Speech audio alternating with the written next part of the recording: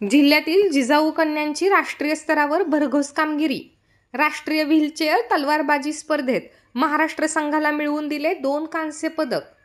भुवनेश्वर येथे पार पडलेल्या 17व्या राष्ट्रीय व्हीलचेअर तलवारबाजी स्पर्धेत शिवछत्रपती पुरस्कार प्राप्त कुमारी अनुराधा सोळंकी व सौ अलका चव्हाण यांनी उत्तम कामगिरी करत महाराष्ट्र संघाला कांस्य पदक मिळवून दिले आहे। ही आपल्या मातृतीर्थ जिल्ह्यासाठी अभिमानास्पद बाब आहे। या दोघांनीही दिव्यांगत्वावरती मात करत आपल्या बुलढाणा जिल्ह्याचे नाव राष्ट्रीय स्तरावरती उमटवले आहे।